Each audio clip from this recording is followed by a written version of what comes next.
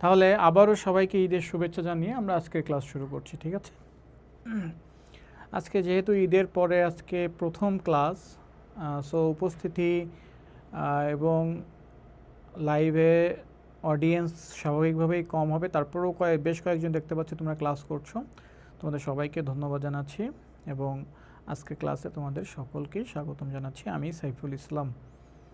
আচ্ছা, আমরা working capital চ্যাপ্টারে শুরু করেছিলাম ঈদের আগে। আমরা প্রবাবলি এর আগে 3টা ক্লাস করেছি খুব সম্ভবত, যতদূর মনে পড়ে। আজকে এটা 4 নাম্বার ক্লাস। তো আমরা ইউজুয়ালি যে টাইপের ম্যাথগুলো প্রশ্ন মানে মডারেট প্রশ্ন হলে, মডারেট প্রশ্ন যদি হয়, অর্থাৎ প্রশ্ন যদি খুব বেশি কঠিন না হয়, সহজ বা মাঝারি টাইপের প্রশ্ন হয়, তাহলে আমরা যে ম্যাথগুলো এর আগের ক্লাসগুলোতে করেছি এর মধ্য থেকেই তোমরা ইনশাল্লাহ ম্যাথ কমন পাবা, ইনশাল্লাহ অবশ্যই। কিন্তু যদি প্রশ্ন যদি হার্ড হয়, অনেক বেশি হার্ড হয়, দেখা যায় কোনো বছরে 2-1টা ডিপার্টমেন্টে, সব ডিপার্টমেন্টে না, কিছু কিছু ডিপার্টমেন্টে কোনো বছরে প্রশ্ন একটু কঠিন করে, সেক্ষেত্রে তখন দেখা যায় আমাদের সমস্যাটা হয়ে যায়, তখন আমরা অ্যান্সার করতে পারি না। তো গত 3টা ক্লাসে আমরা যে ম্যাথগুলো করেছি এগুলো হচ্ছে ইজি এবং মডারেট। আমি কিন্তু বলছি না যে একদম সবই সহজ ম্যাথ করছি, মডারেট টাইপের ম্যাথও কিন্তু আমরা করেছি। মডারেট টাইপের ম্যাথ বলতে যেগুলো মোটামুটি কঠিন টাইপের ম্যাথও কিন্তু করেছি। কিন্তু অ্যাডভান্স টাইপের কিছু ম্যাথ যেটা আমরা আজকে করব, সেটা হচ্ছে প্রশ্ন যদি কোনো বছর অনেক বেশি কঠিন হয় তখন সাধারণত এই টাইপের প্রশ্নগুলো আসে। তো চলো শুরু করি আমরা। তার আগে আমরা যেহেতু ঈদের আগে এটার বেসিক আলোচনা করেছিলাম, 3টা ক্লাস করেছি, সো আমার মনে হয় অনেকেরই আমাদের এইগুলো সব আমরা ঈদের মানে খুশিতে বা ঈদের আনন্দে, ঈদের মাংসের সাথে সাথে এটাও মনে হয় আমরা কিছুটা হলেও খেয়ে ফেলেছি গুলে। হ্যাঁ, সো আমরা let's discuss the basic again. হ্যাঁ, সেটা কি বলছিলাম, আমাদের চ্যাপ্টারের নাম হচ্ছে ওয়ার্কিং ক্যাপিটাল। ওয়ার্কিং ক্যাপিটাল কাকে বলে? যে একটা ব্যবসায় প্রতিষ্ঠানের ডে টু ডে যে মূলধনটা ব্যবহার করে প্রত্যাহিক ট্রেডে, প্রত্যাহিক ব্যবহার করা হয় যে মূলধনটা, এটাকে বলা হয় ওয়ার্কিং ক্যাপিটাল। এই ওয়ার্কিং ক্যাপিটাল ব্যবহার করা হয় সাধারণত একটা প্রতিষ্ঠানের কারেন্ট অ্যাসেট থেকে কারেন্ট লায়াবিলিটিসকে মাইনাস করে যে অ্যামাউন্টটা থাকে ওইটাকেই বলা হয় হচ্ছে আমরা ওয়ার্কিং ক্যাপিটাল, মানে ওই উদ্ধৃত টাকাটুকু, ওইটাকেই আমরা ওয়ার্কিং ক্যাপিটাল হিসেবে ব্যবহার করে থাকি, তাই না? তার মানে আমাদের প্রশ্নে কারেন্ট অ্যাসেট দেওয়া থাকে, কারেন্ট লায়াবিলিটিস দেওয়া থাকবে। এখন এই কারেন্ট অ্যাসেট থেকে কারেন্ট লায়াবিলিটিসগুলোকে বাদ দিয়ে আমরা ওয়ার্কিং ক্যাপিটাল বের করব। এখন এটা আমি তোমাদের আগেও বলেছি যে যদি প্রশ্নে খুব সহজেই সরাসরিভাবে কারেন্ট অ্যাসেটের কিছু তালিকা দেওয়া থাকে, কারেন্ট লায়াবিলিটিসে কিছু তালিকা দেওয়া থাকে, তাহলে এটা থেকে এটা মাইনাস করলে কিন্তু আমাদের ম্যাথ হয়ে যায়। বাট আনফর্চুনেটলি আমাদের প্রশ্নে এত সহজভাবে কিন্তু কারেন্ট অ্যাসেট এবং কারেন্ট লায়াবিলিটিসের তালিকা দেয়া থাকবে না, আমাদেরকে ক্লু দিয়ে দিবে কিছু। এই ক্লুয়ের উপরে বেস করে আমাদেরকে কারেন্ট অ্যাসেট এবং কারেন্ট লায়াবিলিটিসের তালিকাগুলোকে আমরা বেরো করে তারপরে সেখান থেকে current asset minus current liabilities করতে হবে, দেন আমরা ওয়ার্কিং ক্যাপিটাল পাবো। তো আমি তোমাদেরকে প্রথম ক্লাসের দিকে আমি একটা সূত্র তোমাদের দেখাইছিলাম, নিশ্চয়ই তোমাদের মনে আছে, যে কারেন্ট অ্যাসেট থেকে আমরা কারেন্ট অ্যাসেট এবং কারেন্ট লায়াবিলিটিসের যে মানগুলো তোমাদের প্রশ্নে দেওয়া থাকবে, যে এলিমেন্টগুলো প্রশ্নে দেওয়া থাকবে, সেখান থেকে কিভাবে আমরা ওইটাকে টাকায় কনভার্ট করব, সেটার জন্য আমরা একটা সূত্র শিখেছিলাম। প্রথমে আসি আমরা কারেন্ট অ্যাসেটের তালিকাগুলো যদি আমরা একটু দেখি, আমাদের কারেন্ট অ্যাসেটের তালিকা এবং কারেন্ট লায়াবিলিটির তালিকা, এগুলো নিশ্চয়ই তোমাদের মনে আছে। আমাদের এই যে এটা হচ্ছে আমাদের কারেন্ট অ্যাসেটের তালিকা, এগুলো হচ্ছে আমার কারেন্ট অ্যাসেটের তালিকা, আর এইগুলো হচ্ছে আমার কারেন্ট লায়াবিলিটিসের তালিকা, তাই না? এই হচ্ছে আমাদের কারেন্ট অ্যাসেট। কারেন্ট অ্যাসেটের মধ্যে কী কী ছিল? Raw materials, work in process, finished goods, debtors, cash in hand অথবা ব্যাংক, আর প্রিপেইড এক্সপেন্স। এই 6টা সাধারণত কারেন্ট অ্যাসেট কিন্তু আমরা প্রশ্নে পেয়ে থাকি। তাহলে এই 6টা কারেন্ট অ্যাসেট আমাদের প্রশ্নে সাধারণত আমরা পাই, মানে এইগুলো দিয়ে ম্যাথ করে, এর বাইরে সাধারণত কিছু আসে না, ঠিক আছে? কারেন্ট লায়াবিলিটিসের ক্ষেত্রে আসে সাধারণত 4টা, ইউজুয়ালি 4টায়, 4টার বাইরে কিন্তু থাকে না। হ্যাঁ, কারেন্ট লায়াবিলিটিস অনেক আছে আমাদের ব্যবসায়িক প্রতিষ্ঠানে কারেন্ট লায়াবিলিটিস অনেক পরিমাণে আছে, বাট আমরা এখানে ওয়ার্কিং ক্যাপিটালে আমরা যে কারেন্ট লায়াবিলিটিসগুলো ব্যবহার করি সেগুলো সাধারণত এই 4টা কারেন্ট লায়াবিলিটিস। একটা হচ্ছে creditors, lag in payment of wages মানে বকেয়া মজুরি, lag in payment of overhead বকেয়া উপরিব্যয়, আর ব্যাংক ওভারড্রাফট মানে ব্যাংক জমাতিরিক্ত। এই 4টা হচ্ছে আমাদের কারেন্ট লায়াবিলিটিস আমরা ফেস করে থাকি। তাহলে কারেন্ট অ্যাসেট হচ্ছে এই 6টা, কারেন্ট লায়াবিলিটিস হচ্ছে এই 4টা। তাহলে এইগুলো দিয়েই আমরা কিন্তু আমাদের ম্যাথগুলো করতে পারবো। এরপরে আমি তোমাদের বলেছিলাম যে আমাদের একটা ফর্মুলার কথা আমি তোমাদেরকে দেখাইছিলাম, নিশ্চয়ই মনে আছে ফর্মুলাটার কথা। ফর্মুলাটা কই ছিল যেন? এই যে ফর্মুলাটা ছিল হচ্ছে এই যে, যদিও ফর্মুলাটা এখানে একটু ছোট হয়ে গেছে, এই হচ্ছে আমাদের সেই ফর্মুলাটা। এই যে এটা হচ্ছে আমাদের সেই ফর্মুলাটা, মনে আছে নিশ্চয়ই তোমাদেরকে, নিশ্চয়ই তোমাদের সেই ফর্মুলাটা মনে আছে। ফর্মুলাটা কি ছিল? ফর্মুলাটা ছিল হচ্ছে টোটাল ইউনিট, খেয়াল করো, total unit into cost per unit, total unit into cost per unit into time divide by total time. আচ্ছা, এখন এই টোটাল ইউনিট মানে কি? টোটাল ইউনিট আমাদের প্রশ্নে একটাই টোটাল ইউনিট দেওয়া থাকে, সবসময় টোটাল ইউনিট একটা দেওয়া থাকে। সেটা কত, মানে এক বছরে বা একটা নির্দিষ্ট সময়ের মধ্যে আমরা কতটুকু পণ্য উৎপাদন করেছি বা কতটুকু পণ্য আমরা সেল করেছি, দিস ইজ টোটাল ইউনিট। এই টোটাল ইউনিটটা অলওয়েজ আমাদের প্রশ্নে কি করা থাকে? দেয়া থাকে, তাই তো? এরপরে হচ্ছে আমাদের কি লাগে? Cost per unit. কার কস্ট পার ইউনিট? তুমি যার টাকার অ্যামাউন্টটা বেরো করতেছো। দ্যাট মিন্স যদি তুমি র মেটেরিয়ালসের টাকা বেরো করতে চাও তাহলে র মেটেরিয়ালসের কস্ট পার ইউনিট তোমাকে দিতে হবে এখানে। যদি তুমি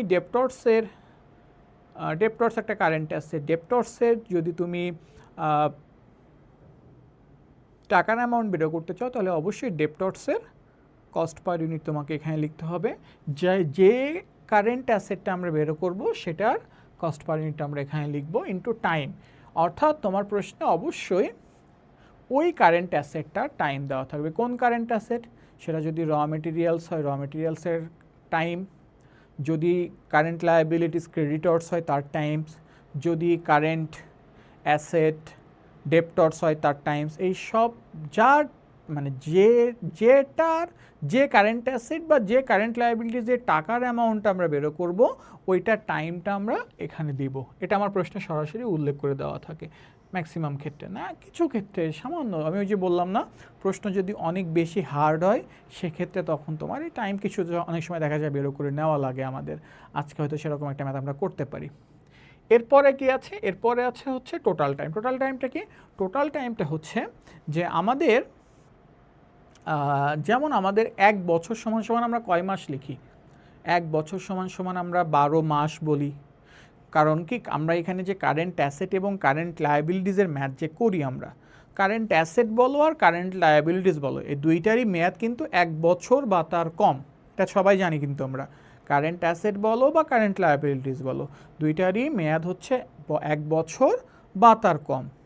এখন তাহলে যদি তাহলে টোটাল টাইমটা কত হবে? তুমি যদি ম্যাথটা যদি তুমি ডেইজে করো তাহলে এক বছরে টোটাল ডেইজ কত? 360 দিন। এক বছরে টোটাল সপ্তাহ, যদি সপ্তাহে ম্যাথটা করো তাহলে এক বছরে টোটাল সপ্তাহ কয় দিন? 52 দিন। তাহলে একটু নিচে হবে 52। এক বছরের টোটাল মাসে যদি ম্যাথ করি, এক বছর টোটাল মাস কয়টা? 12 মাস, তার মানে নিচে হবে 12। তার মানে চিন্তা করো, এই টোটাল ইউনিট প্রশ্নে দেওয়া থাকবে, কস্ট পার ইউনিট প্রশ্নে দেওয়া থাকবে, কিছু কিছু ক্ষেত্রে আমাদেরকে নিজেরা ক্যালকুলেট করে নিতে হয়, টাইম প্রশ্নে দেওয়া থাকবে। আর টোটাল টাইম তো বললাম, তুমি যদি ম্যাথটা ডেইজে করো তাহলে টোটাল টাইম হবে 360 বা 365 এক বছরে টোটাল ডেইজের সংখ্যা। যদি তুমি ম্যাথটা মাসে করো তাহলে টোটাল মাস হবে হচ্ছে এক বছরের টোটাল মাসের সংখ্যা 12 হবে নিচে। যদি তুমি পুরো ম্যাথটা সপ্তাহে করো তাহলে এক বছরের সপ্তাহের সংখ্যা হচ্ছে 52, অর্থাৎ 52 সপ্তাহ নিচে হবে। ওকে, তাহলে এখন আসি, তাহলে এরকম ম্যাথ কিন্তু আমরা করেছিলাম, নিশ্চয়ই তোমাদের মনে আছে। আমি কিন্তু বেসিক আলোচনা করেছিলাম এইগুলো কিন্তু এত সময় বেসিক ছিল, কারণ এগুলো আমি সব আগের ক্লাসগুলোতে আলোচনা করেছি। এখন তোমরা যদি কেউ এই ক্লাসগুলো না পেয়ে থাকো, অর্থাৎ এই বেসিক যদি তুমি মিস করে থাকো, তাহলে এর আগে 3টা ক্লাস বিবিএ ভিশনের যে পেজ আছে, পেজে তুমি ওয়ার্কিং ক্যাপিটাল একটু স্ক্রল করলে পিছনের দিকে তুমি পেয়ে যাবা ক্লাসগুলো, হ্যাঁ, ওই ক্লাসগুলো তুমি ওখান থেকে করে ফেলবা। না হলে এখন দেখা যাচ্ছে আমি যদি আবার প্রথম থেকে ম্যাথ শুরু করি তাহলে সেটা তো সময় নষ্ট হবে আমাদের, তাই না? আজকে আমরা যে ম্যাথ করব সেই ম্যাথেই যাব। যদি তোমার বেসিক ক্লিয়ার না থাকে, বেসিকে যদি সমস্যা থাকে, তাহলে প্রথম থেকে ক্লাসগুলো তুমি করে ফেলো, তাহলে দেখবা তোমার এই ম্যাথ করতে আর সহজ মানে কঠিন লাগবে না তখন। তাহলে আজকে আমরা যে ম্যাথটা শুরু করব সেই ম্যাথে চলে যাই সবাই, ঠিক আছে?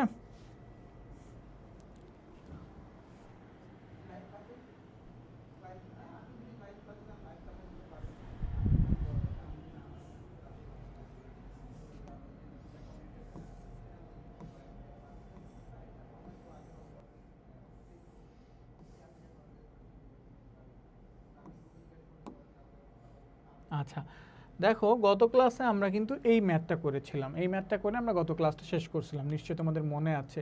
গত ক্লাসে আমরা এই ম্যাথটা করছিলাম, মনে করে দেখো, সেটা হচ্ছে প্রবলেম নাম্বার 9। আজকে আমরা এরপরে প্রবলেম নাম্বার 10 আমরা করব না, 10 তোমরা পারবা নিজেরা। আমি যদি আজকে আমরা 11 নম্বর ম্যাথটা করবো। 11 নম্বর ম্যাথ করলে তোমরা 10 এমনিতেই নিজেরা পারবা, ঠিক আছে? দেখো খুবই আমি কিন্তু আবারও বলছি তোমাদের, আজকে যে ম্যাথটা আমরা করবো এটা হচ্ছে অ্যাডভান্স টাইপের ম্যাথ, একটু ক্রিটিক্যাল টাইপের ম্যাথ। অর্থাৎ এই টাইপের ম্যাথ হচ্ছে তোমার প্রশ্ন যদি কোনো বছর কঠিন হয় তখন এই টাইপের ম্যাথগুলো কিন্তু পরীক্ষায় আসে, ঠিক আছে? আচ্ছা, তাহলে আমরা একটু ম্যাথটা পড়ি। একদম শুরু থেকে কি আছে দেখো, বলছে Nirmal Hriday limited has been operating 60% of is full capacity. অর্থাৎ নির্মল হৃদয় লিমিটেড এটা কি করছে, তারা 60% ক্যাপাসিটিতে উৎপাদন করছে, তার ফুল ক্যাপাসিটি 60% ক্যাপাসিটি। এই জিনিসটা তো সবাই বোঝো যে একটা কোম্পানির তাদের টোটাল মানে তাদের একদম কি বলো এটাকে, তাদের কমপ্লিট ক্যাপাসিটি হচ্ছে 100%। তার মানে ফুল ক্যাপাসিটি যদি ধরি, ফুল উৎপাদন ক্ষমতা কত পার্সেন্ট? অলওয়েজ 100%। সবসময় মনে রাখতে হবে একটা কোম্পানির সম্পূর্ণ উৎপাদন ক্ষমতা হচ্ছে 100%। এখন কখন কোম্পানি কি সবসময় 100%-এ উৎপাদন করে? মানে একটা কোম্পানির মনে করো 100% উৎপাদন ক্ষমতা আছে, 100% ধরে নাও, সে যত ইউনিটই হোক না কেন 100%। এখন কোম্পানি কি সবসময় 100%-এ উৎপাদন করে না, যখন যেরকম প্রয়োজন হয় তখন সেরকম উৎপাদন করে। মনে করো 100% ক্যাপাসিটিতে একটা কোম্পানির উৎপাদন ক্ষমতা হচ্ছে 1,00,000 ইউনিট, কিন্তু কোম্পানি উৎপাদন করে 50% ক্যাপাসিটিতে। তার মানে তাদের বাজারে 50% ক্যাপাসিটি মানে 50%-এর ডিমান্ড আছে, তাই তারা 50%-এ মানে 50,000 ইউনিট উৎপাদন করে। তাহলে সবসময় মনে রাখবা একটা কোম্পানির ফুল ক্যাপাসিটি হচ্ছে 100%, কিন্তু কোম্পানি 100% উৎপাদন করতেও পারে, নাও উৎপাদন করতে পারে। কেন? কারণ তাদের বাজারের ডিমান্ড অনুযায়ী তারা উৎপাদন করে, যে তাদের বাজারে তাদের পণ্যের চাহিদাটা কেমন সেই অনুযায়ী কিন্তু তারা তাদের পণ্য উৎপাদন করে। তাহলে এই কোম্পানি কত পার্সেন্টে উৎপাদন করতেছে? এই কোম্পানি উৎপাদন করতেছে হচ্ছে এই যে 60% ক্যাপাসিটিতে। তার মানে ফুল ক্যাপাসিটি যদি হয় 100%, ফুল ক্যাপাসিটি যদি হয় 100%, তাহলে সেই 100% ক্যাপাসিটি এর 60% ক্যাপাসিটি এর উৎপাদন তারা করতে। তার মানে বিষয়টা কেমন জানো? মনে করো 100% ক্যাপাসিটিতে যদি উৎপাদন হয়, ধরে নিলাম তারা 10,000 ইউনিট উৎপাদন করতে পারে, সর্বোচ্চ 10,000 ইউনিট উৎপাদন করতে পারে। কিন্তু এখন তারা উৎপাদন করতেছে কত ইউনিট? তাহলে এখন উৎপাদন করতেছে হলে 60% মানে 6,000 ইউনিট উৎপাদন করতেছে। বিষয়টা হচ্ছে এরকম। নিশ্চয়ই সবাই বুঝতে পেরেছ যে 100% ক্যাপাসিটি আর 60% ক্যাপাসিটির বিষয়টা কি, আশা করি বুঝতে পেরেছ। ওকে, এরপরে কি বলছে দেখো, ইন দ্য ইয়ার 2014 সালে তারা উৎপাদন করেছিল 24,000 ইউনিটস। দেখো ভালো করে খেয়াল করো, 2014 সালে দে প্রডিউসড, তারা উৎপাদন করেছিল। তার মানে আমরা এখন কিন্তু 2014-তে নাই, আমরা এখন তার পরে চলে আসছি। মানে এখন ধরে নাও আমরা এখন 2015 সালে আছি। 2015 সালে এসে বলতেছি যে কোম্পানি 2014 সালে কত ইউনিট? 24,000 ইউনিট উৎপাদন করছিল, 24,000 ইউনিট উৎপাদন করেছিল। ওকে, ভালো করে চিন্তা করো, গত বছর মানে 15 সালে এসে আমি বলছি যে এই কোম্পানি গত বছর 24,000 পিস পণ্য উৎপাদন করেছিল তাদের ফ্যাক্টরিতে। এখন বলছে বাট ডিউ টু মানে জন্য হেভি ডিমান্ড, মানে অনেক বেশি ডিমান্ড, চাহিদার কারণে, অনেক বেশি চাহিদার জন্য ইন দ্য লোকাল মার্কেটে ম্যানেজমেন্ট, কোম্পানির ব্যবস্থাপনা হ্যাজ ডিসাইডেড, সিদ্ধান্ত নিয়েছে টু ইনক্রিজ দেয়ার প্রোডাকশান, তাদের প্রোডাকশানকে তারা কী করবে, ইনক্রিজ করবে। কতটুকু? 60% টু 90%, 60% থেকে 90% তাদের উৎপাদনটা বৃদ্ধি করবে ইন দ্য নেক্সট ইয়ার মানে কোন বছর বলো তো? কোন বছর? অবশ্যই 15। যেহেতু 14 সালে তারা 60% ক্যাপাসিটিতে উৎপাদন করেছে, তাহলে অবশ্যই 2015 সালে, চিন্তা করো যে 2014 সালে কোম্পানি 60% ক্যাপাসিটিতে উৎপাদন, এখন কত ইউনিট উৎপাদন করছে সেটা এখানে কিন্তু 60% ক্যাপাসিটিতে এই যে 24,000 পিস পণ্য উৎপাদন করছে। এখন মনে করো এই কোম্পানির 15 সালে এসে দেখা যাচ্ছে তাদের বাজারে তাদের পণ্যর ব্যাপক চাহিদা, অনেক বেশি চাহিদা বেড়ে গেছে। এখন চাহিদা যদি বেড়ে যায়, এখন তুমি কি বলবা তোমার উৎপাদন ক্যাপাসিটি আছে, উৎপাদন চাইলে তুমি করতে পারতেছো, কিন্তু তুমি কি বাজারে বলবা মানুষ কাস্টমারকে যে ভাই আমরা দিতে পারতেছি না? অবশ্যই তুমি তোমার উৎপাদন ক্যাপাসিটি বাড়াবা, কারণ তোমার পণ্য যত বেশি বিক্রি করতে পারবা তত তোমার লাভ হবে। বিষয়টা এরকম না?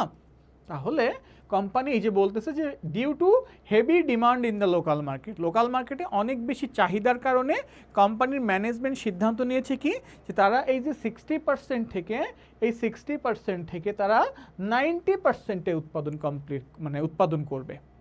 এখন 60% যদি কত, 60% বর্তমানে 60% তারা কত ইউনিট উৎপাদন করতেছে? 24,000 ইউনিট। 90% তাহলে কত ইউনিট উৎপাদন হবে? বিষয়টা কীরকম হবে বলো তো? এটা কিন্তু খুব গুরুত্বপূর্ণ একটা বিষয় যে 60% ক্যাপাসিটিতে যদি 24,000 পিস পণ্য উৎপাদন করা হয়, তাহলে 90% ক্যাপাসিটিতে কত পিস পণ্য উৎপাদন হবে। ঠিক আছে, এটা কিন্তু খুব গুরুত্বপূর্ণ বিষয়। তার মানে বিষয়টা হচ্ছে এরকম, ধরে নাও 60% সমান কত ইউনিট? 24,000 ইউনিট। ভালো করে বোঝো, 60% যদি 24,000 ইউনিট হয়, তাহলে 1% কত হবে? 24,000, 1% কম হবে, তাহলে 24,000 ভাগ 60। আর আমাদের উৎপাদন কত পার্সেন্টে যেতে বলছে? এই যে 90%। তার মানে যদি 90% উৎপাদন করে তাহলে কত হবে? 24,000 ডিভাইডেড বাই 60 ইন্টু 90। তাহলে এটা করলে কত হয়? ভাগ দিয়ে 6 4 নং 36,000। তার মানে চিন্তা করো, তার মানে কোম্পানি 2014 সালে 24,000 পিস পণ্য উৎপাদন করেছিল। এখন 2015 সালে তারা কি করতে চাচ্ছে? তারা 2015 সালে 90% ক্যাপাসিটি, দ্যাট মিনস 36,000 ইউনিট পণ্য উৎপাদন করতে চাচ্ছে। আশা করি সবাই এতটুকু বুঝতে পেরেছো। এখন বিষয়টা একটু কী বলছে এখানে খেয়াল করো। এখানে আমাদের এলিমেন্টস অফ কস্ট যেটা দেওয়া থাকে ওখানে ওটা দেওয়া আছে। দেখো একটু খেয়াল করো, আমরা একদম লাস্টে যেয়ে দেখব কি বলছে। লাস্টে বলছে you are required to find out, তোমাকে নির্ণয় করতে হবে, you are required to find out, তোমাকে বেরো করতে হবে find out requirement of working capital requirement তোমাকে বেরো করতে হবে ফর দ্য ইয়ার 2015। কত সালে? 2015 সালের জন্য কিন্তু করতে বলছে। এখন তোমরা আমাকে বলো, আমাদের 2015 সালে যদি ওয়ার্কিং ক্যাপিটাল আমরা করি, আমরা কি 24,000 ইউনিটের জন্য করব নাকি 36,000 ইউনিটের জন্য করব বলো তো? কত ইউনিটের জন্য আমরা ম্যাথ করব, মানে ওয়ার্কিং ক্যাপিটালটা কত ইউনিটের জন্য করব? 24,000 ইউনিট নাকি 36,000 ইউনিটের জন্য? একটু কথা বলো তো সবাই প্লিজ। ওকে, আমরা 36,000 ইউনিটের জন্য আমরা ম্যাথটা করব। কত ইউনিটের জন্য? 36,000 ইউনিটের জন্য। ওকে, তাহলে আমরা 36,000 ইউনিটের জন্য যদি ম্যাথ করি, সবাই এখানে কিন্তু ঝামেলা আছে। তাহলে দেখো আমরা প্রথম কি কাজ করছি, এই যে দেখো আমরা একটু ওয়ার্কিংস করে নিছি। কি ওয়ার্কিংস করছি? প্রোডাকশান অ্যাট 60% লেভেল, 60% লেভেলে প্রোডাকশান হচ্ছে 24,000 ইউনিট, আর প্রোডাকশান অ্যাট 90% লেভেলে হচ্ছে এই যে দেখো 24,000কে 60 দিয়ে ভাগ করছি, 90 দিয়ে গুণ করছি, 36,000 ইউনিটের জন্য আমরা ম্যাথটা করছি। তার মানে আমাদের ম্যাথটা, আমাদের ওয়ার্কিং ক্যাপিটালের আমাদের টোটাল যে ইউনিট লিখি আমরা টোটাল যে ইউনিট লিখি, টোটাল ইউনিট কত ইউনিট হবে? 36,000 ইউনিটকে হবে। কিন্তু 24,000 ইউনিট দিয়ে যদি তুমি ম্যাথ করো তাহলে তোমার ম্যাথ কিন্তু ভুল হবে, ঠিক আছে? এখন এইবার আসি আমাদের, তার মানে আমরা একটা জিনিস কিন্তু বুঝতে পারলাম যে আমাদের প্রশ্নে ম্যাথের টোটাল ইউনিট হবে হচ্ছে 36,000 ইউনিট। এখন চিন্তা করো, এখানে এই যে ইনফরমেশনগুলো দেওয়া আছে, এই যে ইনফরমেশন, আচ্ছা কত ইউনিটের ইনফরমেশন দেওয়া একটু চিন্তা করে বলো তো। এটা কত ইউনিটের ইনফরমেশন দেওয়া? এটা কিন্তু 24,000 ইউনিটের ইনফরমেশন দেওয়া আছে। ভালো করে বোঝো, এই ইনফরমেশনগুলো কিন্তু 24,000 ইউনিটের জন্য দেওয়া। এখন আমাকে ম্যাথ করতে হবে কত ইউনিটের জন্য? 36,000 ইউনিটের জন্য। এখানে কিন্তু একটু ঝামেলা আছে। ঝামেলাটা কোথায়? সব জায়গায় না। দেখো, র মেটেরিয়ালস পার ইউনিট 30 টাকা দেওয়া আছে, এটা নিয়ে আমাদের কোনো ঝামেলা নেই। আমরা 24,000 দিয়ে করলে যা হবে, 36,000 দিয়ে করলে জাস্ট মান চেঞ্জ হবে। এটা নিয়ে আমাদের কোনো ঝামেলা করতে হবে না। ঝামেলাটা হবে কোথায়?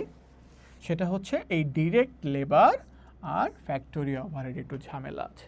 কি ঝামেলা? এই ঝামেলাটাই হচ্ছে আমাদের এই ম্যাথের কঠিন। এইটুকুই হচ্ছে ঝামেলা। এইটুকু যদি তুমি ভালোভাবে মানে করে ফেলতে পারো তাহলে তোমার ম্যাথ বাদবে না, ম্যাথ তুমি খুব সহজেই করে ফেলতে পারবা। এখন ঝামেলাটা কোথায় এখানে একটু খেয়াল করো। আচ্ছা, এটা বোঝানোর আগে আমি যদি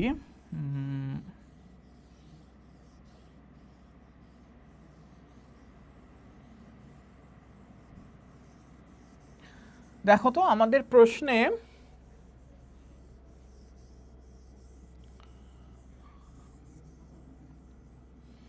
আমি যদি দেখাই যে আমাদের প্রশ্নে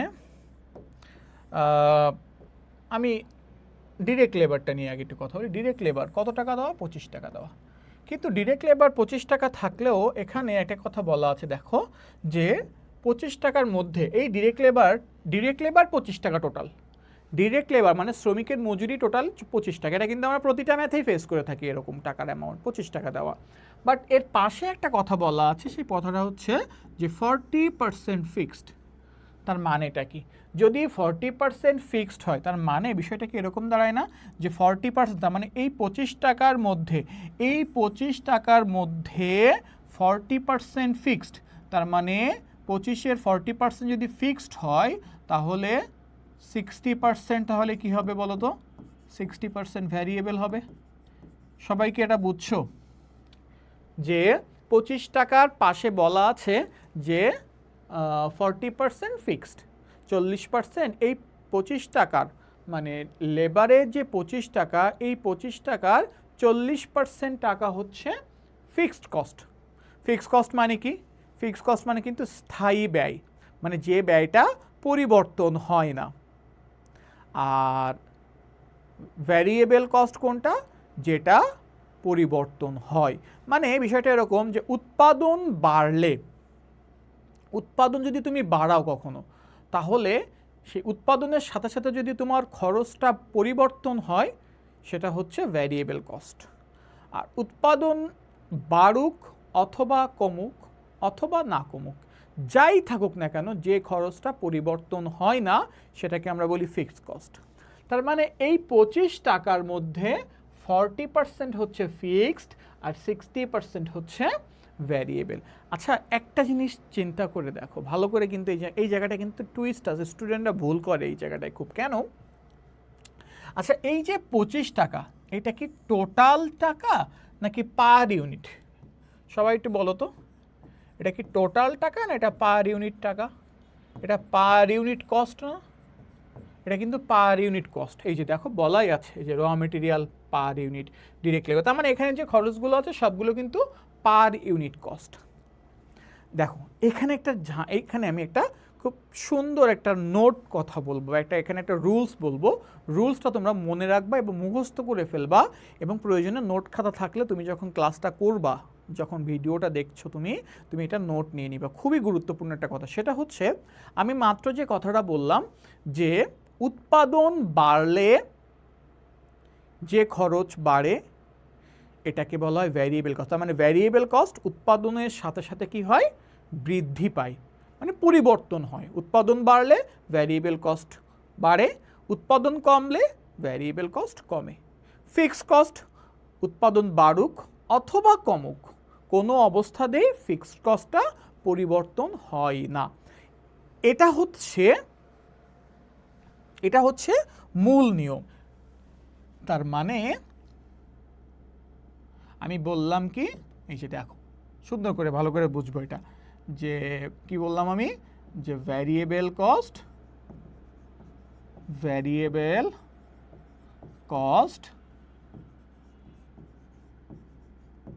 পরিবর্তন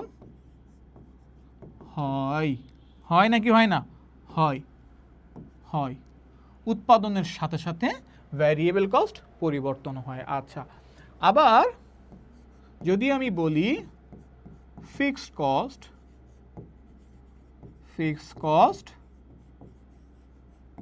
পরিবর্তন হয় না, এটা ভালো করে চিন্তা করো।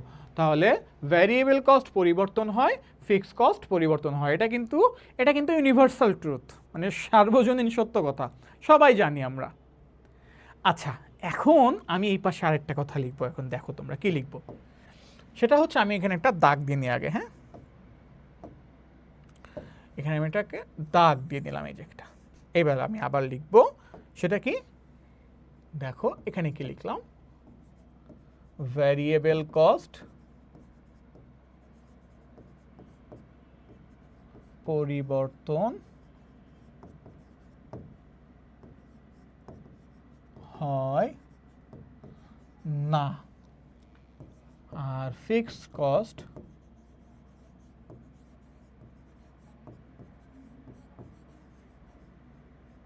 পরিবর্তন হয়। মানে কি বিষয়টা দেখো তো, দুই জায়গায় আমি দুই রকম কথা লিখলাম, কিন্তু মানে একই জিনিস দুইবার লিখলাম। তো এটা তো বিষয়টা তাহলে কেমন একটা হয়ে গেল না, কন্ট্রাডিক্ট করে ফেললো না, কনফ্লিক্ট করলো না? একবার লিখলাম ভ্যারিয়েবল কস্ট পরিবর্তন হয়, ফিক্সড কস্ট পরিবর্তন হয় না। আরেকবার লিখলাম ভ্যারিয়েবল কস্ট পরিবর্তন হয় না, ফিক্সড কস্ট পরিবর্তন হয়। তাহলে কোন ক্ষেত্রে? এইটাই হচ্ছে টুইস্ট। সেটা হচ্ছে, এই টুইস্টটা সবসময় মনে রাখবা, তোমরা নোট রেখে দিবা এটা। সেটা হচ্ছে, লিখে নাও একটু, টোটাল টাকার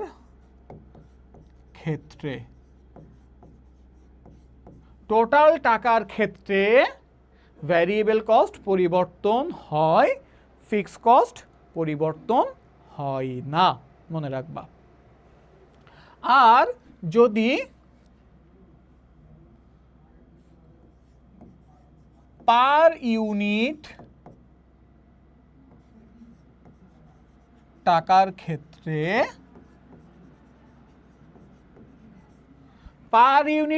ক্ষেত্রে, তখন ভ্যারিয়েবল কস্ট পরিবর্তন হয় না, ফিক্সড কস্ট পরিবর্তন হয়। চিন্তা করো, এটা কিন্তু খুব গুরুত্বপূর্ণ। তোমরা কি বুঝতে পেরেছ? আমি আবার রিপিট করছি, এটা ভালো করে বুঝে নাও। হ্যাঁ, যে আমি উদাহরণ দিয়ে বোঝাবো, সমস্যা নেই, কারণ এখানেই সব থেকে বড় টুইস্ট। বিষয়টা এরকম যে যদি তোমার টোটাল অ্যামাউন্ট হয়, টোটাল টাকা হয়, টোটাল টাকার ক্ষেত্রে ভ্যারিয়েবল কস্ট পরিবর্তন হবে, আর ফিক্সড কস্ট পরিবর্তন হবে না। কিন্তু যদি ওটা পার ইউনিট টাকা হয়, মানে পার ইউনিট কস্ট হয়, তাহলে উল্টা হয়ে যায়, ভ্যারিয়েবল কস্ট পরিবর্তন হয় না, কিন্তু ফিক্সড কস্ট পরিবর্তন হয়। কীরকম বিষয়টা আমি যদি একটু উদাহরণ দিয়ে বোঝাই, দেখো,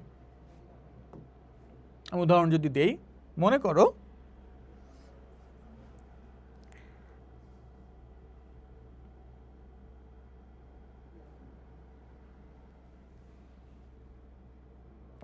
আমি টোটালটা আগে একটু বোঝাই। হ্যাঁ, টোটাল টাকা, হ্যাঁ, মনে করো আমি 25 জন 25 জন স্টুডেন্টের এক্সাম নিলাম একটা, 25 জন স্টুডেন্টের কিন্তু একটা এক্সাম নিলাম ধরে নাও। এখন এই 25 জন স্টুডেন্টের যদি আমি এক্সাম নিই তাহলে 25 জন স্টুডেন্টের জন্য আমার খরচ চিন্তা করো তো। মনে করো আমার খাতা খরচ, ভ্যারিয়েবল কস্ট কোনটা? Variable cost. আচ্ছা আমি একটু অন্য কালে লিখি।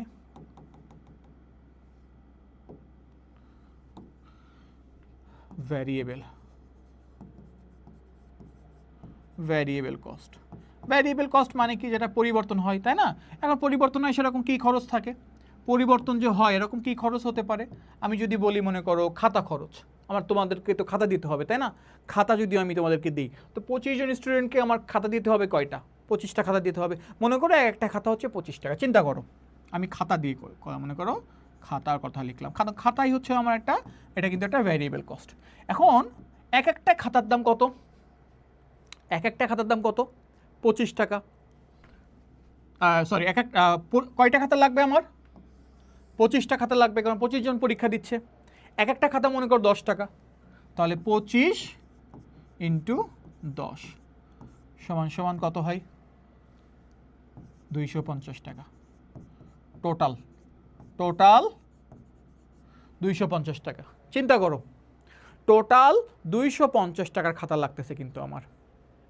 এখন আচ্ছা চিন্তা করো তো, যদি আমার পরীক্ষার্থী 25 জন না হয়ে 30 জন হয় তাহলে কি হবে? তাহলে খাতার খরচ কি হয়ে যাবে? 30 ইন্টু 10 হয়ে যাবে না? মানে 30 ইন্টু তখন 300 টাকা হয়ে যাবে না টোটাল খরচ? তার মানে এটা হচ্ছে ভ্যারিয়েবল কস্ট। দেখো ভ্যারিয়েবল কস্ট টোটাল টাকার ক্ষেত্রে, দেখো টোটাল টাকার ক্ষেত্রে ভ্যারিয়েবল কস্ট এই যে 250 টাকা ছিল 300 টাকা হয়েছে। টোটাল টাকার ক্ষেত্রে ভ্যারিয়েবল কস্ট কি হয়েছে? পরিবর্তন হয়েছে। ভালো করে বুঝতে পেরেছো সবাই? এটা কি বুঝেছো? অর্থাৎ খাতা হচ্ছে একটা ভ্যারিয়েবল কস্ট। আমি খাতা দিয়ে পরীক্ষা নিচ্ছি তোমাদেরকে, 25 জন স্টুডেন্ট পরীক্ষা দিচ্ছ, তাহলে এক একটা খাতা যদি 10 টাকা করে আমার কেনা লাগে, মানে আমি যেহেতু তোমাদের খাতা দিচ্ছি, আমার কোচিং তোমাকে খাতা দিচ্ছে, তাহলে আমার এক একটা খাতা কিনে 10 টাকা করে খরচ হয়েছে।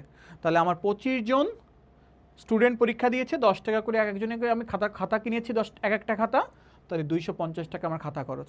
এখন যদি এই 25 জনে পরীক্ষা না দিয়ে যদি পরীক্ষাটা দেয় 30 জনে, তাহলে আমার খাতা খরচ হয়ে যাবে 300 টাকা। তার মানে টোটাল খরচটা বেড়ে যাচ্ছে, এই যে ভ্যারিয়েবল কস্ট বেড়ে যাচ্ছে। বিষয়টা বুঝতে পেরেছো আশা করি?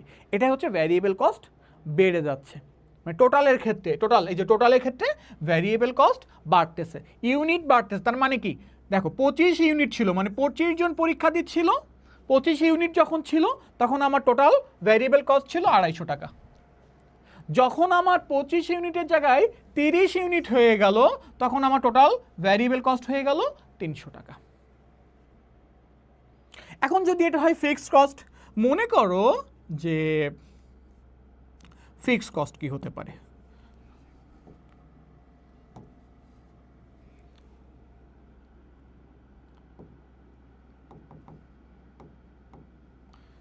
ফিক্সড কস্ট চিন্তা করো ভালো করে। ফিক্সড কস্ট মনে করো আমি একটা রুম ভাড়া নিয়ে তোমাদেরকে এই পরীক্ষাটা নিচ্ছি। ভালো করে চিন্তা করো, আমি একটা রুম ভাড়া নিয়ে এটা পরীক্ষাটা তোমাদের নিচ্ছি। তাহলে রুম ভাড়া কত টাকা? ধরে নিলাম 5000 টাকা রুম ভাড়া। রুম ভাড়া কত? 5000 টোটাল, নাকি এক একজন স্টুডেন্টের জন্য 5000 টাকা রুম ভাড়া আমার? না, টোটাল। তার মানে টোটাল রুম ভাড়া হচ্ছে 5000 টাকা। চিন্তা করো। আচ্ছা টোটালের ক্ষেত্রে এখন পরীক্ষা আমি 25 জন দিই, মানে পরীক্ষা 25 জনের নেই, অথবা 30 জনের নেই, অথবা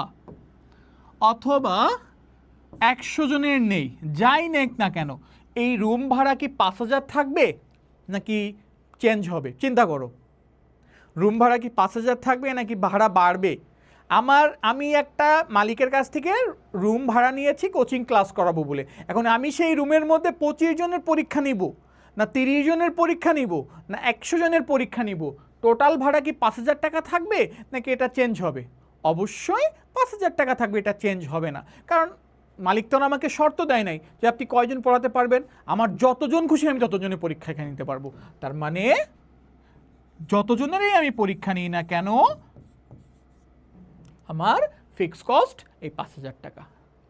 তাহলে টোটাল টাকার ক্ষেত্রে চিন্তা করে, যে টোটাল টাকার ক্ষেত্রে দেখো ভ্যারিয়েবল কস্ট ইউনিট চেঞ্জ হলে, খেয়াল করো 25 জন হচ্ছে ইউনিট, 25 ইউনিট আগে ছিল, 25 ইউনিট হলে আমার টোটাল ভ্যারিয়েবল কস্ট ছিল 250 টাকা, 30 ইউনিট হলে আমার টোটাল ভ্যারিয়েবল কস্ট ছিল 30, যে 30 ইউনিট মনে করো 30 জন মানে 30 ইউনিট, 30 ইউনিট হলে আমার টোটাল ভ্যারিয়েবল কস্ট ছিল হচ্ছে 300 টাকা। ফিক্সড কস্টের ক্ষেত্রে এটা ঠিক তার উল্টা। কীরকম? যে 5,000 টাকা দিয়ে আমি একটা রুম ভাড়া নিয়ে তোমাদের ওই স্টুডেন্টগুলোকে পরীক্ষা নিচ্ছি। এখন আমি যদি 5,000 টাকা দিয়ে পরীক্ষা মানে রুম নেই, সো আমি যদি সেখানে 25 জনের পরীক্ষা নেই তাও 5,000 টাকা ভাড়া দিতে হবে। 30 জন মানে 30 ইউনিটের যদি পরীক্ষা নিই তাহলেও আমার 5,000 টাকা ভাড়া দিতে হবে। 100 জনের যদি আমি পরীক্ষা নিই তাও আমার কিন্তু এই 5,000 টাকা ভাড়া নিতে হবে। তার মানে টোটাল টাকার ক্ষেত্রে ভ্যারিয়েবল কস্ট চেঞ্জ হয়, তাই তো? আর টোটাল টাকার ক্ষেত্রে ফিক্সড কস্ট চেঞ্জ হয় না। টোটাল টাকার ক্ষেত্রে চিন্তা করো, টোটাল টাকার ক্ষেত্রে চেঞ্জ হয় না। এটা কি বুঝছো সবাই? সবাই এটা বুঝছো? এটা বুঝছো নিশ্চয়? ওকে, এইবার আমি যদি বলি পার ইউনিটের, এটা পার ইউনিটের ক্ষেত্রে, পার ইউনিট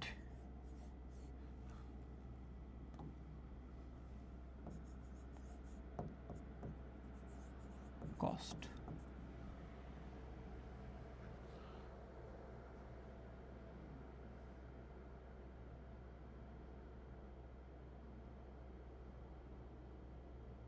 আচ্ছা চিন্তা করো, দেখো পার ইউনিট কস্ট চিন্তা করো, আমি 25 জনের পরীক্ষা নিব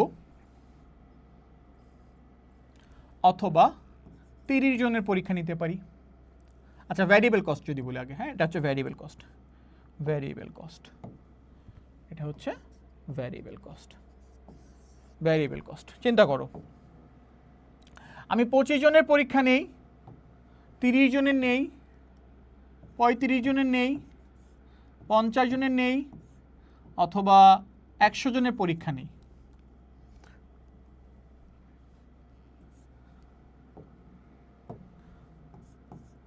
পার ইউনিট খাতার দাম, খাতার খরচ সমান সমান কত বলো তো? আমি আগের পেজে যাই। পার ইউনিট খাতার খরচ কত ছিল? 10 টাকা না? পার ইউনিট খাতার খরচ কত টাকা ছিল? 10 টাকা না? মানে 1 ইউনিট মানে 1 পিস খাতা আমি কত টাকা দিয়ে কিনছিলাম? ভালো করে চিন্তা করো, 1 পিস খাতার দাম কত দিয়ে কিনছি আমি? 10 টাকা করে। এখন আমার পরীক্ষা আমি যতজনের নেই না কেন, 1 পিস খাতার দাম কি আমার চেঞ্জ হচ্ছে?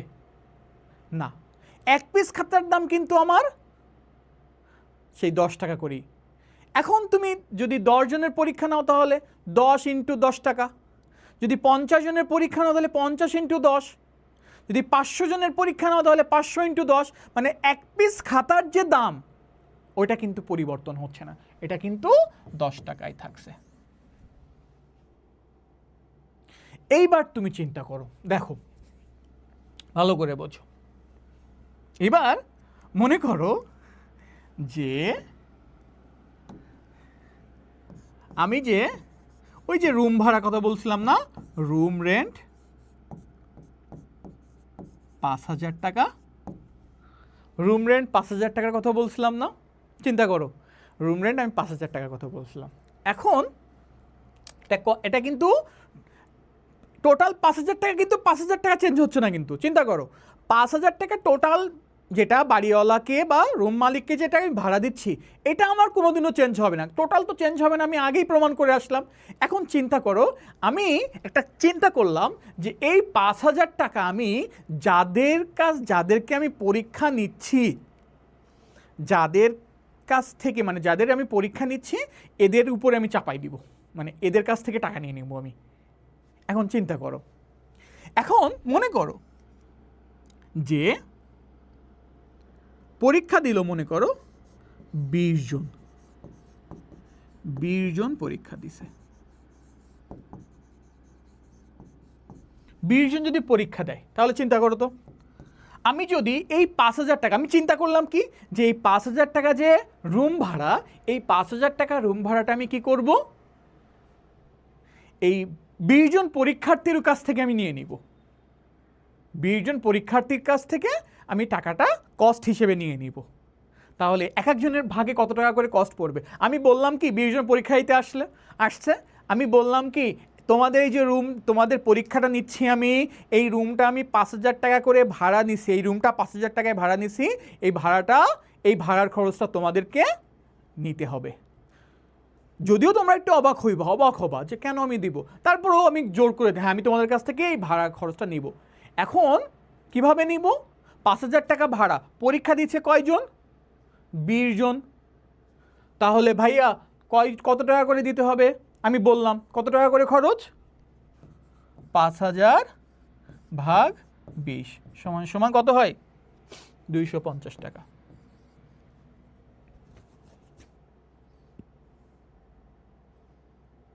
পঁচিশ জন 50, 50, হ্যাঁ 250 টাকা। চিন্তা করো 250 টাকা করে কিন্তু এক একজনের উপর মধ্যে খরচ পড়তেছে, একজনের খরচ।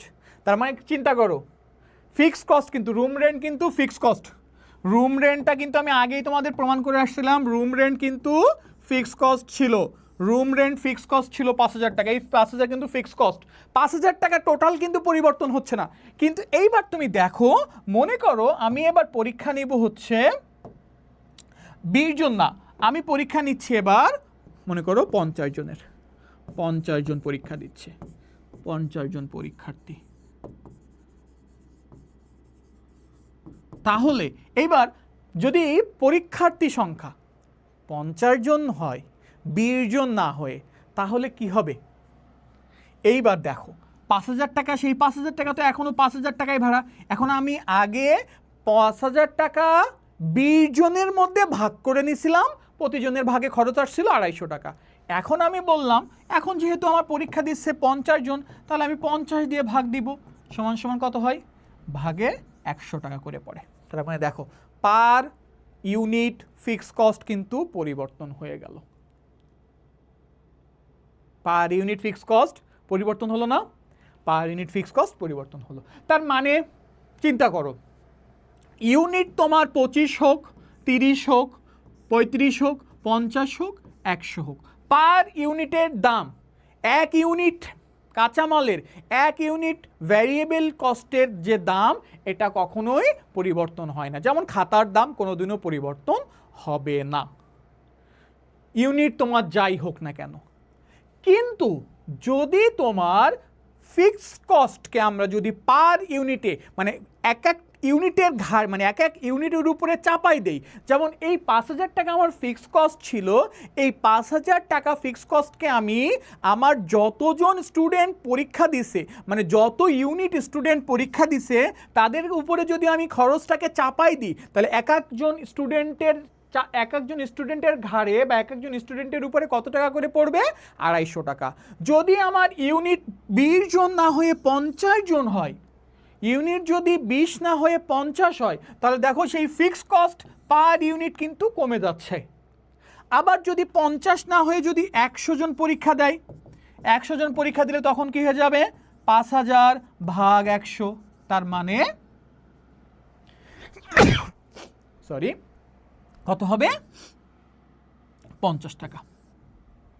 তার মানে দেখো ইউনিট চেঞ্জ যদি হয়, per unit fix cost, per unit fix cost পরিবর্তন হবে।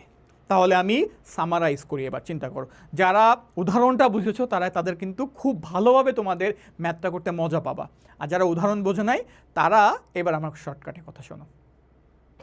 আচ্ছা দেখি কমেন্ট করছে কেমন হচ্ছে, এটা কোন ইয়ারের ক্লাস?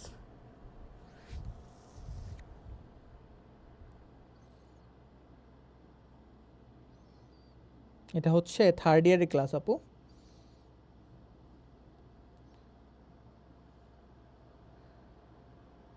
আচ্ছা, তোমরা যে কয়জন ক্লাস করতেছো আমার এই উদাহরণটা বুঝেছো কে কে? দেখি দেখি একটু রিপ্লাই করো তো, দেখি একটু কেউ একজন, একজন দুজন যারা ক্লাস করছো একটু রিপ্লাই করো তো, আমার এই উদাহরণটা বুঝেছো যে পার ইউনিট ভ্যারিয়েবল কস্ট পরিবর্তন হয় না, পার ইউনিট ফিক্স কস্ট পরিবর্তন হয়, আর টোটালের ক্ষেত্রে ভ্যারিয়েবল কস্ট পরিবর্তন হয়, ফিক্স কস্ট পরিবর্তন হয় না। এটা বুঝেছো কে কে? দেখি উদাহরণটা বুঝেছো কে? একটু কমেন্ট করো তো। ওকে, ঠিক আছে। তাহলে এইবার আমি যদি বলি, তাহলে আমি এক লাইনে এবার সামারাই করি যে টোটাল টাকার ক্ষেত্রে ভ্যারিয়েবল কস্ট কখনোই, টোটাল টাকার ক্ষেত্রে ভ্যারিয়েবল কস্ট পরিবর্তন হয়, ফিক্সড কস্ট কখনোই পরিবর্তন হয় না। কিন্তু পার ইউনিট টাকার ক্ষেত্রে ভ্যারিয়েবল কস্ট কখনোই পরিবর্তন হয় না, কিন্তু ফিক্সড কস্ট পরিবর্তন হয়। কিভাবে দেখো এখানে একটু খেয়াল করো। তাহলে এবার আমরা যদি একটু ম্যাথ দেখি, চিন্তা করো এই যে ডিরেক্ট লেবার কি বলা আছে 40% ফিক্সড, ভালো করে চিন্তা করো। ডিরেক্ট লেবার বলা আছে 40% ফিক্সড আর 60% হচ্ছে ভ্যারিয়েবল। তাহলে ফিক্সড 25 টাকার 40% কত? 25 টাকার 40% হচ্ছে 10 টাকা। তার মানে এই 25 টাকার মধ্যে ফিক্সড হচ্ছে, ভালো করে চিন্তা করো, 25 টাকার মধ্যে ফিক্সড হচ্ছে 10 টাকা আর ভ্যারিয়েবল হচ্ছে, ভ্যারিয়েবল তাহলে কত হবে 60%, তাহলে হচ্ছে ভ্যারিয়েবল হচ্ছে কত হবে 15 টাকা। এটা তো বুঝছো। ডিরেক্ট লেবারের টোটাল আছে, ডিরেক্ট লেবার হচ্ছে মানে পার এক ইউনিট ডিরেক্ট লেবারের খরচ হচ্ছে টোটাল এক ইউনিটের ডিরেক্ট লেবার কস্ট হচ্ছে 25 টাকা, তার মধ্যে 40% ফিক্সড, তার মানে ফিক্সড হচ্ছে 10 টাকা, 25 টাকার 40% 10 টাকা, আর 60% ভ্যারিয়েবল, তার মানে 15 টাকা ভ্যারিয়েবল, তার মানে 15 10 25। এখন তোমরা বলো এটা পার ইউনিট নাকি টোটাল? পার ইউনিট নাকি টোটাল তাই বলো আগে। পার ইউনিটের ক্ষেত্রে কি হবে? মাত্র রুলস লিখাই দিয়ে আসছি, তাহলে রুলসটা ভালো করে মনে রাখবা যে টোটালের ক্ষেত্রে ভ্যারিয়েবল কস্ট পরিবর্তন হয়, ফিক্সড পরিবর্তন হয় না। পার ইউনিটের ক্ষেত্রে ভ্যারিয়েবল কস্ট পরিবর্তন হয় না, টোটাল ফিক্সড কস্টটা পরিবর্তন হয়। পার ইউনিটের ক্ষেত্রে ভ্যারিয়েবল কস্ট পরিবর্তন হয় না, পার ইউনিটের ক্ষেত্রে ফিক্সড কস্ট পরিবর্তন হয়। ওকে, তাহলে এটা তো পার ইউনিট, এই 25 টাকা তোমার পার ইউনিট। এখন এই 25 টাকার মধ্যে ভ্যারিয়েবল কতটুকু 15 টাকা, এটা কি পরিবর্তন হবে? এটা কি পরিবর্তন হবে? এক কথায় না, এটা পরিবর্তন হবে না। এই 10 টাকা ফিক্সড, এটা পরিবর্তন হবে? হ্যাঁ, এটা পরিবর্তন হবে। কেন? কারণ হচ্ছে পার ইউনিট ফিক্সড কস্ট পরিবর্তন হবে। এখন এই পরিবর্তনটা আমরা কিভাবে করব এটা একটু দেখবো আমরা। এই যে দেখো, এখন চিন্তা করো পরিবর্তনটা যে আমি করব, খেয়াল করো তো পরিবর্তন, চিন্তা করো, একটু চিন্তা করো। আচ্ছা, আমরা এই যে ইনফরমেশনগুলো, এই যে 25 টাকা পার ইউনিট, 30 টাকা পার ইউনিট, 20 টাকা পার ইউনিট, কত ইউনিটের জন্য দেওয়া ছিল এই ইনফরমেশনটা? কত ইউনিটের জন্য দেওয়া ছিল? 24,000 ইউনিটের জন্য দেওয়া ছিল না? এখন আমরা কি ম্যাথটা 24,000 ইউনিটের জন্য করব নাকি 36,000 ইউনিটের জন্য করব বলো তো? 24,000 ইউনিটের জন্য করব না 36,000 ইউনিটের জন্য করব? 36,000 ইউনিটের জন্য করব না? অবশ্যই 36,000 ইউনিটের জন্য করব। তার মানে আমাদের এই যে মনে করো ফিক্সড কস্ট যে 10 টাকা দেওয়া আছে, এই যে ফিক্সড কস্ট 10 টাকা, এই ফিক্সড কস্ট 10 টাকা কত ইউনিটের? কত ইউনিটের ফিক্সড কস্ট 10 টাকা? 24,000 ইউনিটের 10 টাকা। কিন্তু আমাকে করতে হবে কত ইউনিটের? 36,000 ইউনিটের। তাহলে 36,000 যখন হবে তাহলে ফিক্সড কস্ট কী হবে? পরিবর্তন হবে নাকি চেঞ্জ হবে নাকি যা তাই থাকবে? চেঞ্জ হবে। ওই যে মনে আছে 5,000 টাকা রুম ভাড়া আমি যখন 20 জন 20 ইউনিটের মধ্যে ভাগ করে দিচ্ছিলাম তখন কত আসছিল? এই যে দেখো, এই যে দেখো 5,000 টাকা যখন 20 জনের মধ্যে ভাগ করছিলাম তখন 250 টাকা করে পার ইউনিট আসছিল। যখন 50 জনের মধ্যে ভাগ করছিলাম তখন 100 টাকা করে আসছিল পার ইউনিট ফিক্স কস্ট, যখন 100 জনের মধ্যে ভাগ করছিলাম তখন আসছিল 50 টাকা করে। মানে যত ইউনিট বাড়তেছিল তত ফিক্স কস্ট পার ইউনিট কমে যাচ্ছিল। ঠিক একইভাবে আমার প্রশ্নে এই যে ফিক্স কস্ট, আমার প্রশ্নে এই যে ডিরেক্ট লেবারের যে ফিক্স কস্ট কতটুকু, ডিরেক্ট লেবারের যে ফিক্স কস্ট কতটুকু দেওয়া আছে, ডিরেক্ট লেবার ফিক্স কস্ট হচ্ছে 10 টাকা আর ভ্যারিয়েবল হচ্ছে 15। তো 15 নিয়ে তো আমার কোনো কাজ নেই, 15 তো চেঞ্জ হবে না। কিন্তু ডিরেক্ট লেবার যে ফিক্সড যে অংশ এটা আমার কি হবে, পরিবর্তন হবে। কারণ এই 10 টাকা কত ইউনিটের, 24,000 ইউনিটের। তাহলে চিন্তা করো 24,000 ইউনিটের হচ্ছে 10 টাকা,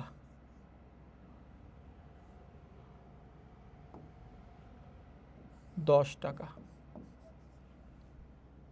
24,000 ইউনিটের 10 টাকা। তাহলে বলো তো 1 ইউনিটের কত হবে? এই যে দেখো এখানে কই গেল,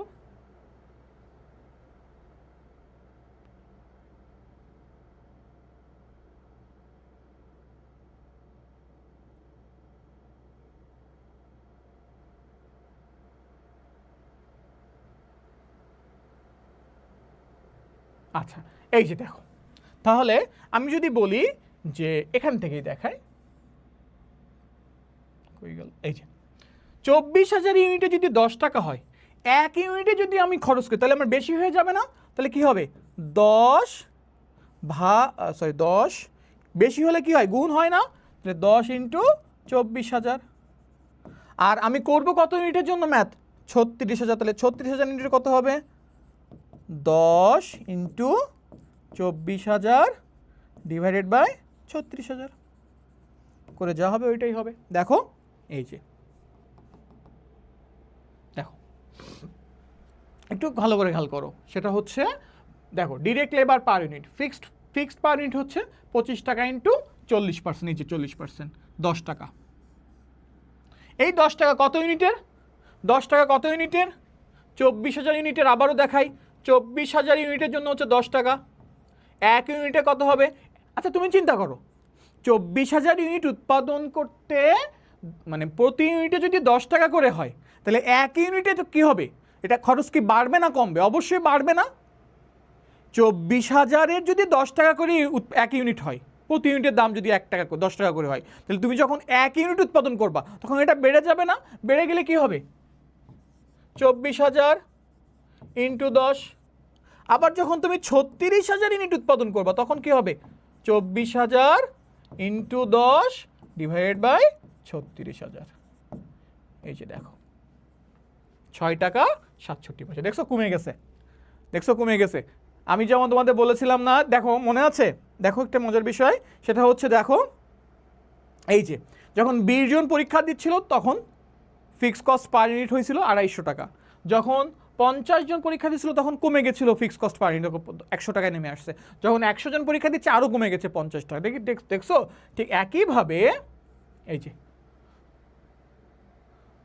10 টাকা ছিল হচ্ছে যখন 24,000 ইউনিট উৎপাদন করতেছিল তখন 10 টাকা ছিল, যখন 36,000 ইউনিট উৎপাদন করছে তখন হয়ে গেছে এটা 6 টাকা 67 পয়সা। এখন আসি, যদি কারো এটা বুঝতে সমস্যা হয় তাহলে তোমরা সূত্র মুখস্থ করে ফেলবা। সূত্রটা কি? সূত্রটা হচ্ছে খুবই সহজ, যে তোমার প্রশ্নে যদি আলাদা আলাদা ইউনিট এরকম কোনো ফিক্স কস্ট দেওয়া থাকে তাহলে কিভাবে করবা, এই যে দেখো সে সূত্রটা হচ্ছে fixed cost per unit into old unit divided by new unit. এটা দেখুন এভাবে করে ফেলবা। বুঝছো? বুঝছো সবাই? এই সূত্রটা অ্যাপ্লাই করবা। ফিক্সড কস্ট পার ইউনিট কত টাকা, 10 টাকা। এই যে 25 টাকার 40%, এটা আমার প্রশ্নে দেওয়া আছে, 25 টাকার 40% 10 টাকা। এই 10 টাকা তাহলে এখানে লিখবা 10 ইন্টু ওল্ড ইউনিট কত, ওল্ড ইউনিট হচ্ছে 24,000, প্রশ্ন দেওয়া ছিল 24,000 ওল্ড ইউনিট। আর নিউ ইউনিট কত, নিউ ইউনিট হচ্ছে 36,000, করলে দেখো 6 টাকা 67। এই যে তাহলে চিন্তা করো, এই যে আমি যেটা দেখাচ্ছিলাম যে এই যে 25 টাকার মধ্যে এই 10 টাকা ফিক্স যেটা, এটা কিন্তু পরিবর্তন হয়ে 6 টাকা 67 পয়সা হয়ে গেল। 10 টাকা পরিবর্তন হয়ে কত হয়ে গেল? 6 টাকা 67 পয়সা হয়ে গেছে। এই যে 6 টাকা 67 পয়সা হয়ে গেছে। আর ভ্যারিয়েবল, ভ্যারিয়েবল তো 15 টাকা, এটা কি পরিবর্তন হবে? না। আমি আবারও বলছি, পার ইউনিট ভ্যারিয়েবল কস্ট কখনো পরিবর্তন হয় না। তাহলে 6 টাকা 67 পয়সাটা হচ্ছে ফিক্স, পরিবর্তন হয়েছে, আর ভ্যারিয়েবল হচ্ছে 15। তাহলে টোটাল কত? 21 টাকা 67 পয়সা টোটাল। কেন 21? এই যে এই 6 টাকা আর 15 টাকা 21। আগে ছিল কত? আগে ছিল হচ্ছে ফিক্সড ছিল 10 টাকা, ফিক্সড ছিল 10 টাকা, আর ভ্যারিয়েবল ছিল হচ্ছে 15 টাকা। টোটাল হয়েছিল হচ্ছে টোটাল ছিল হচ্ছে 25 টাকা। এটা আমার প্রশ্ন দেওয়া ছিল। আর এখন হবে হচ্ছে ফিক্সড হচ্ছে 6 টাকা 67 পয়সা, আর ভ্যারিয়েবল তো চেঞ্জ হবে না, এটা 15, এখন হবে 21 টাকা 67 পয়সা। এই যে দেখো, এই যে আগে ছিল 25, 15 আর 10, আর এখন হবে 6 টাকা 67 আর 15, কারণ ভ্যারিয়েবল তো চেঞ্জ হবে না। ঠিক একইভাবে তুমি যদি এটা বোঝো, তাহলে এইটার যে ওয়ার্কিংসটা আমরা করছি, এই সেম ওয়ার্কিংসটা তোমাকে ফ্যাক্টরি ওভারহেডের জন্যও করতে হবে। দেখো ফ্যাক্টরি ওভারহেডটা সবাই বোঝো কিনা দেখো, same workings, same workings, variable লেবারের ওয়ার্কিংস আর ফ্যাক্টরি ওভারহেডের ওয়ার্কিংস হুবহু সেম। দেখো বোঝো কিনা, অবশ্যই বুঝতে হবে, না বুঝলে বারবার রিপিট করবা, ক্লাসটা একবার দুইবার করবা, দেখবা ক্লিয়ারলি বুঝে যাবে। এটা কিন্তু ইজি না, একটু কঠিন ম্যাথ, এটা কিন্তু আমি আগেই তোমাদের বলেছি, এটা কিন্তু একটু কঠিন ম্যাথ। তাহলে ভ্যারিয়েবল ডিরেক্ট, তাহলে খেয়াল করে রাখো যে আমার টোটাল ডিরেক্ট লেবার কস্ট আগে ছিল হচ্ছে কত টাকা? এই যে আমি একটু যদি দেখাই, ডিরেক্ট লেবার কস্ট আগে ছিল হচ্ছে, আমি এটা যদি মুছে দেই, লেবার কস্ট আগে ছিল হচ্ছে 25 টাকা না? আর ওয়ার্কিংস করার পরে এখন কত হবে? ওয়ার্কিংস করার পরে এখন হবে হচ্ছে, এই যে এটা হবে হচ্ছে এখন 21 টাকা 67 পয়সা। তার মানে যখন আমরা 36,000 ইউনিট ধরে ম্যাথ করব, তখন আমাদের labour cost, direct labour cost হবে 21 টাকা 67 পয়সা। আর যখন আমরা ফ্যাক্টরি ওভারহেড করব, ফ্যাক্টরি ওভারহেডের আমাদের ছিল হচ্ছে কত? ফ্যাক্টরি ওভারহেড ছিল হচ্ছে এই যে 20 টাকা ছিল না ভ্যারিয়েবল আর ফিক্সড মিলায়ে, এখন হবে কত? এখন হবে হচ্ছে এই যে দেখো 4 টাকা আর 10 টাকা 67 পয়সা, তাহলে 14 টাকা 67 পয়সা। এই যে এটা হবে এখন নতুন হবে 14 টাকা 67 পয়সা। তার মানে আমরা যখন 36,000 ইউনিটের জন্য ম্যাথ করব, তখন আমাদের লেবার কস্ট ধরবো হচ্ছে এটা, আর ফ্যাক্টরি ওভারহেড কস্ট ধরবো হচ্ছে এটা 14 টাকা 67 পয়সা। আশা করি বুঝতে পারছো, ম্যাথ আর কিন্তু কোনো কঠিন নাই, আর সবই সেম। দেখো এরপর র মেটেরিয়ালসের টাইম দেওয়া আছে 1.5 মান্থে দেওয়া, মেটেরিয়ালস আর ইন প্রসেস 2 মান্থ, ফিনিশড গুডের টাইম দেওয়া আছে 2 month, credit allowed to purchase 3 month, পারচেসের 3 মাস, তার মানে এটা হচ্ছে পাওনাদার, creditors, credit allowed to purchase 3 month. এটা ভুল করছে, এখানে ভুল আসছে, হ্যাঁ এখানে ভুল করছে, এখানে ভুলটা দেখি কারেকশন করে দিই আমি। ডেপ্টর্স 3, ক্রেডিটর্স 2, ডেপ্টর্স 3, ডেপ্টর্স, হ্যাঁ এটা হবে, এটা পারচেস না, এটা হচ্ছে কাস্টমার হবে, এটা কাস্টমার হবে, হ্যাঁ এটা কারেকশন করে নিও, এটা কাস্টমার হবে, কাস্টমার 3 মাস, মানে ডেপ্টর্স 3 মাস আর পাওনাদার 3 মাস, 2 মাস। Lag in payment of wages 1 মাস, আর আদার এক্সপেন্স হচ্ছে 0.5 মান্থ। ওকে 0.5 মান্থ হচ্ছে আদার এক্সপেন্স। ওকে এখানে কিন্তু 4টা দেখছো, র material, labour, factory, admin and selling. Admin and selling হচ্ছে আদার এক্সপেন্স, এটা কিন্তু আমি তোমাদের আগে করাইছি 4টা এক্সপেন্স দিয়ে। 25% of the product is sold against cash, এটাও আমি আগে করাইছি। ডেপ্টর্সের যে টাকা আসবে তাকে তুমি 75 টাকে হচ্ছে কি করবা, 25% যেহেতু ক্যাশ, তাহলে 75% কি 75% হচ্ছে বাকি, তাহলে এটা দেনাদারের যে টাকা আসবে তাকে 75 দিয়ে গুণ দিয়ে দিবা। 5% কন্টিনজেন্সি রাখতে বলছে, তার মানে তোমার যেটা ওয়ার্কিং ক্যাপিটাল আসবে কারেন্ট অ্যাসেট থেকে, কারেন্ট লায়াবিলিটি যেটা আসবে সেটা থেকে তুমি ওয়ার্কিং ক্যাপিটাল কন্টিনজেন্সি করবে। এই যে দেখো এখানে করা হয়েছে কন্টিনজেন্সি, এই যে দেখো কন্টিনজেন্সি 5% করা হয়েছে, কন্টিনজেন্সি 5% করছে, কন্টিনজেন্সিটা 5% করবা। আর হচ্ছে আর কোনো ম্যাথ সমস্যা নেই, আর সবই সেম আছে। তাহলে আমাদের এখানে চিন্তা করবো আমাদের টোটাল ইউনিট হবে, কিন্তু এখানে চিন্তা করবা টোটাল ইউনিট হবে হচ্ছে 36,000 ইউনিট হবে টোটাল ইউনিট, ঠিক আছে। আর কস্ট পার ইউনিট কিন্তু আমাদের এই যে নতুন কস্ট পার ইউনিট দুইটাই, যে একটা এটা হচ্ছে লেবারের আর এটা হচ্ছে ওভারহেডের, বাকিগুলো কিন্তু সেম থাকবে, ঠিক আছে। আর 36,000 টোটাল ইউনিট হবে, আর টাইম তো দেওয়া আছে, বাকি কাজ সেম। আর ওয়ার্ক ইন প্রসেস বা অন্যান্য যেগুলো সেগুলো আগের মতো সিস্টেমে। এই ম্যাথে শুধু ঝামেলা দুইটা জায়গা, একটা হচ্ছে ওই যে টোটাল ইউনিটটা চেঞ্জ হবে, আর সবথেকে বেশি ঝামেলা হচ্ছে এই যে ফ্যাক্টরি ওভারহেড এবং লেবার, এই দুইটা তোমার যখনই তোমার এভাবে ফিক্সড এবং ভ্যারিয়েবল মিক্স করা থাকবে তখন এটা পরিবর্তন হয়ে যাবে। আশা করি তোমরা আজকের ক্লাসটা বুঝতে পেরেছো। যদি বুঝে থাকো তাহলে তোমরা একটা ম্যাথ হোমওয়ার্কস করবা, সেটা হচ্ছে কই জন্য এই যে এটা 10 নম্বরটা তোমরা হোমওয়ার্কস করবে, এটা আরও সহজ। এখানে শুধু একটা দেওয়া, এই যে দেখো এই যে ওভারহেডের 50%, ওভারহেড হচ্ছে 50% অফ ওয়েজেস, মানে ওয়েজেসের 50% হচ্ছে ওভারহেড হবে, তার মানে 4 টাকা হচ্ছে ওভারহেড, 4 টাকা ওভারহেড, তার মধ্যে আবার 60% ফিক্সড, তার মানে ফিক্সডের ঝামেলা যখনই থাকবে তখনই আমাকে ওই ওয়ার্কিংস করতে হবে, মনে আছে। এখানে দেখো ওল্ড ইউনিট হচ্ছে কত, ওল্ড ইউনিট হচ্ছে যে 7,000, ঠিক আছে।